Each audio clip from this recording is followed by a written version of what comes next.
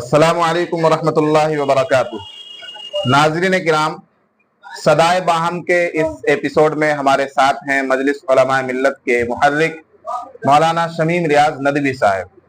آج ہم ان سے سیاست کے موضوع پر کچھ سوال کریں گے۔ مولانا، ملک کی موجودہ صورتحال، جبکہ ملک کی سب سے بڑی اقلیت یعنی مسلمان بہت پریشان حال ہے، کشمکش کے اندر مبتلا ہے۔ مسلمانوں کے لیے ابھی جو مسائل درپیش ہیں وہ روٹی کپڑا اور مکان نہیں، بلکہ اس سے بھی زیادہ اہم ان کے وجود کا تحفظ، ان کے ایمان کا تحفظ، آنے والی نسلوں کے ایمان کا تحفظ۔ یہ مسائل جو مسلمانوں کے لیے درپیش ہیں اور مسلمانوں کے لیے ایک چیلنج بھرا یہ دور ہے، تو اس دور میں جو ہمیں سمجھ میں آتی ہے بات کہ مسلمانوں کے وجود کا تحفظ یا ان کے ایمان کا تحفظ یا ان کے تشخص کا تحفظ، اس میں جو کمی آ رہی ہے اس کی ایک خاص وجہ یہ ہے کہ مسلمانوں کی سیاست میں کوئی پکڑ نہیں۔ آزادی کے بعد سے اب تک مسلمان سیاسی طور پر کمزور سے کمزور تر ہوئے ہیں۔ آزادی کے بعد ہمارے ملک کے سب سے پہلے وزیر تعلیم مولانا ابوالکلام آزاد صاحب تھے۔ کیا اس وقت تصور کیا جا سکتا ہے کہ ملکی سطح پر مرکز میں کوئی ہمارا وزیر تعلیم ہو، کوئی مولانا وزیر تعلیم ہو؟ یہ اس وقت تصور بھی نہیں کیا جا سکتا۔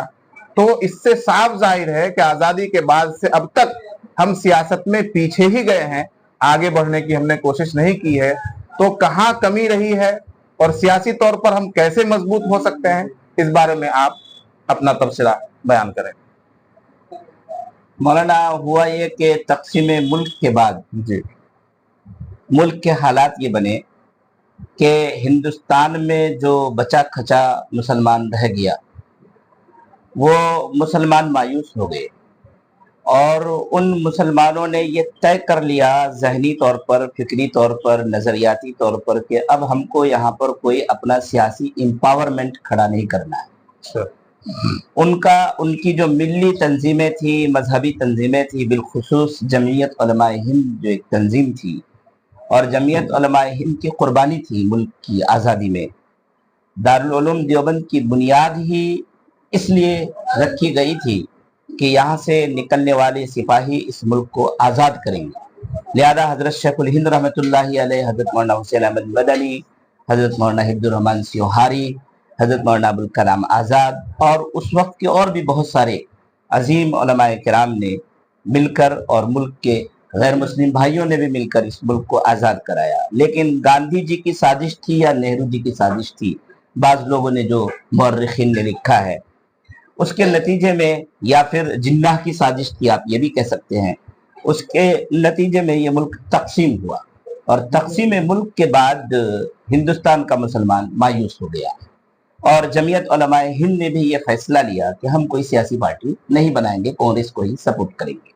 لہذا ہندوستان کا مسلمان کانگریس کے ساتھ کھڑا رہا۔ پھر ایک دور آیا، حضرت مولانا اسعد مدنی صاحب جب جمعیت کے صدر ہوا کرتے تھے، اس وقت حضرت مولانا کی تحریک سے ہی مولانا بدر الدین اجمل صاحب نے آسام میں، جہاں پر کہ 33% مسلمان ہیں، ایک پارٹی کھڑی کی، اور اس پارٹی نے اتنی طاقت بھی حاصل کی کہ وہاں کی حکومت میں انہوں نے ساجھیداری لی، اور بہت اچھے طریقے سے وہاں پر انہوں نے اس صوبے کی خدمت کی۔ یہ ایک ان کا تجربہ تھا جو انہوں نے آسام میں کیا۔ ایک اعلان اس وقت مسلم قیادت کی طرف سے اور ملی تنظیموں کی طرف سے یہ بھی ہوا تھا کہ جو بھی ریجنل پارٹیاں کھڑی ہو رہی ہیں، Baspa, Sapa, R J D, N C P, جو بھی پارٹیاں ہیں، ان پارٹیوں کو مسلمان اگر مناسب سمجھتے ہیں تو سپورٹ کر دیں۔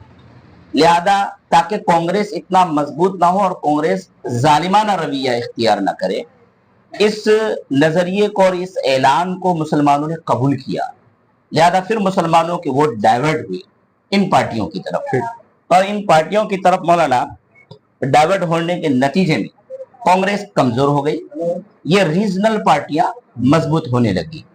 ये एक दूसरा ऐलान मिल्ली क़यादत की तरफ से, मुस्लिम क़यादत की तरफ से हिंदुस्तान में आया था। गोया कि हिंदुस्तान का मुसलमान सियासी तौर पर एक दूसरे दौर में दाखिल हो चुका था। अब ये जो अभी का जो दौर है, ये सियासी तौर पर हिंदुस्तान के मुसलमानों का तीसरा दौर चल रहा है। अब इस वक्त हिंदुस्तान के मुसलमानों को बहुत अक्लमंदी का मुजाहरा करना होगा, बहुत गहरी हिकमत अमली इनको अपनानी होगी। और इसके लिए अब मेरी जो राय होती है वो ये है कि आपने कांग्रेस को भी आजमाया, रीजनल पार्टियों को भी आजमाया, और नतीजा वही ढाक के 3 पात हैं। तो अब आपको ये करना चाहिए कि जहां कहीं भी मुसलमान सिर्फ मुस्लिम वोट की बुनियाद पर, अभी ये छोड़े कि कौन नाराज हो रहा है कौन खुश हो रहा है, सिर्फ मुस्लिम वोट की बुनियाद पर जहां कहीं भी मुसलमान मुस्लिम पार्टी के मुस्लिम कैंडिडेट को जिता सकते हैं, वहां पर वो ये कोशिश करें और अगले 20 साल तक करें। और करने के बाद जहां कहीं भी मुसलमान ऐसा लगता है कि 30%, 40%, 50% है, एक सही नतीजा सामने आएगा और मुल्क की पैमाने पर एक सियासी मुत्तहदा महाज खड़ा करके फिर ये अगर मैदानी कारज़ार में उतरते हैं और जो भी सेकुलर पार्टी आएगी उस सेकुलर पार्टी के साथ मिलकर ये हुकूमत बनाने की कोशिश करते हैं, तो वो ख्वाब भी शर्मिंदा ताबीर हो सकता है। जिस ख्वाब को पहले कभी देखा गया था और पूरा हुआ था, अब देखा जा रहा है और नाउम्मीदी कायम। कौन सा ख्वाब? ख्वाब ये कि आपका कोई वजीर तालीम बने, कोई वजीर दाखिला बने, कोई वजीर खारजा बने। ऐसा लगता है कि मुल्क में तकरीबन 60 से 70 सीटें ऐसी है कि मुसलमान अगर सही तरीके से लड़ाई लड़ें तो इनके उम्मीदवार जीत कर वहां पहुंच सकते हैं और ये वजीर दाखिला बन सकते हैं, गिरा मंत्री बन सकते हैं। ये ख्वाब भी शर्मिंदा ताबीर। यानी मुसलमान मुस्लिम कैंडिडेट को और मुस्लिम पार्टी को सपोर्ट करें ऐसी जगहों पर जहां 30%, 40% या 50%, यानी मुस्लिम वोट का अपना एक पावर हो जहां। लेकिन बहुत से अकाबिर की तरफ से, उलमाए किराम की तरफ से, दानिशवरान की तरफ से ये बात आती है कि हिंदुस्तान जैसे मुल्क में हम अपनी सियासी पार्टी बनाकर और अपना महाज बनाकर आगे नहीं बढ़ सकते हैं, और इससे जो यहाँ की अक्सरियती कौम है उसमें गलत पैगाम जाएगा। तो उन लोगों को क्या कहना चाहेंगे आप? इस सिलसिले में 2 बातें हैं। नंबर 1 ये कि मुसलमान जहां कहीं भी 30%, 40% और 50% है, वहां पर वो इसके अहल हैं कि वो इस काम को करें। और वहां पर अगर वो ये बात कहते हैं कि गैर मुस्लिम हमसे नाराज हो जाएंगे या हमको छोड़कर चले जाएंगे, तो ये उज़्र लंग है। इस सिलसिले में इनको जो भी मुस्लिम दानिशवरान इस सिलसिले में कोई गुफ्तगू करते हैं तो उनको नजरसानी करना चाहिए। रही बात उन जगहों की जहां पर मुसलमान कम तादाद में है, तो वहां पर वो तो सेकुलर पार्टियों के साथ जा सकते हैं और उनको जाना चाहिए। वहां पर इस सिलसिले में कोई रुकावट नहीं है। एक बात इस सिलसिले में हम और कहेंगे कि मुसलमान जहां कहीं पर 2% में है, 3%, 4% में है, अरे भाई वहीं पर रहना और जिंदगी गुजारना कोई जरूरी थोड़े ही है। आप अगर एक जिंदा कौम है और आप अपनी तहजीब को, जैसा कि आपने शुरू में सवाल किया, उसको बचाना चाहते हैं, अपनी जुबान को बचाना चाहते हैं, आप अपनी शनाख्त को बचाना चाहते हैं, अपनी नस्लों के अकीदे को बचाना चाहते हैं, तो आपको हिजरत करना होगा। मेरा वाज़ेह नजरिया है कि ऐसे मुसलमानों को ऐसे इलाकों से हिजरत कर जाना चाहिए। मौलाना, अभी मेरा खगड़िया का सफर हुआ, सिर्फ चंद इलाके हैं जहां पर कुछ आबादी है मुसलमानों की, बकिया पूरी आबादी गैर मुस्लिमों की है। जहां पर है वहां पर और लोग आकर के रहें और उस इलाके को मजबूत करें। एक कंस्टिट्यूएंसी को, असेंबली के एक कंस्टिट्यूएंसी को आप मजबूत कीजिए, वहां पर बाअसर बनिए। इस सिलसिले में जो मुस्लिम कम्युनिटी के दानिशवरान हैं, मुफक्किरीन हैं, अहले फिक्र और नजर हैं, उनको गुफ्तगू करनी होगी, लोगों को तहरीज और तरगीब करना होगा और इनके तहजीब और शनाख्त की हिफाजत के लिए आगे आना होगा। ये वक्त का फरीजा है। मौलाना, सियासी सूरत हाल जो हम देख रहे हैं मुल्क के अंदर, जो बड़ी बड़ी पार्टियां हैं, कांग्रेस पार्टी जिनको आप सेकुलर पार्टियां कहते हैं, कांग्रेस है, सपा है, बसपा है, आरजेडी है, इस तरह की जो पार्टियां हैं, रीजनल हो या मुल्की सतह की पार्टियां हों, उन पार्टियों में अगर तमाम मुस्लिम लीडरान जो सियासत करते हैं, जो इलेक्शन लड़ते हैं, जो अपनी कौम के बारे में भी, मुल्क के बारे में भी सोचते हैं, बशमूल ओवैसी साहब के, ओवैसी साहब, मौलाना अजमल साहब, इसी तरह से डॉक्टर अयूब साहब, ये सब मिलकर अगर इन सेकुलर पार्टियों में आ जाएं तो क्या इनको अपनी हिस्सेदारी नहीं मिल सकती है? पिछला जो तल्ख तजर्बा रहा कांग्रेस के साथ, मुसलमान जो रहे, किसी जमाने में ऐसा हमने सुना कि वो 80 के आसपास लोकसभा के मेंबर होते थे, महमूद बनात वाला और कोई इस तरह के काफी ठीक ठाक लोग थे, और उन लोगों ने कांग्रेस के साथ काम किया। नतीजा वही रहा कि कांग्रेस ने इनके साथ इंसाफ का रवैया इख्तियार नहीं किया। फिर ये लोग अलग हुए हैं और एक अलग सियासी पार्टी बना करके मैदान में आने की इन्होंने कोशिश की है। तो तजर्बा ये बताता है कि नाइंसाफी कायम रहे। यानी उन पार्टियों में, सेकुलर पार्टियों में चूंकि हमें हिस्सेदारी नहीं मिल पा रही है और सही तौर पर हमारा जो हक है वो हमें नहीं मिल पा रहा है, और मुसलमानों की जो अपनी सियासत होनी चाहिए वो मजबूत नहीं हो पा रही है, इसलिए अपनी पार्टी बनाकर पर्टिकुलर कुछ इलाकों में काम करने की जरूरत है।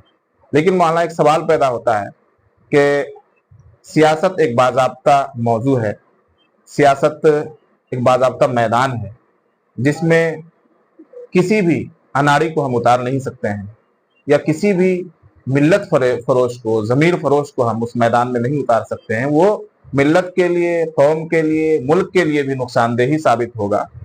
तो क्या हमारे पास कोई ऐसा प्लेटफॉर्म है, क्या हमारे पास कोई ऐसा इदारा है, क्या हमारे पास कोई ऐसी तहरीक है जहां हम सियासत के मैदान में जाने वाले शहसवारों को तैयार कर सकें, सियासी मैदान में पहुंचकर इंसाफ और अदल की बात करने वालों को तैयार कर सकें, सियासी सतह पर मुसलमानों को जो अब तक पस्ती मिली है और मुसलमान जो अब तक पसमानदा हुए हैं सियासी मैदान में, और सियासी मैदान में पसमानदा होने की वजह से हर मैदान में पसमानदा हुए हैं, तो इस पसमानदगी को दूर करके वो उन्हें तरक्की की राह पर ला सकें, ऐसे सियासतदान तैयार कहाँ से होंगे?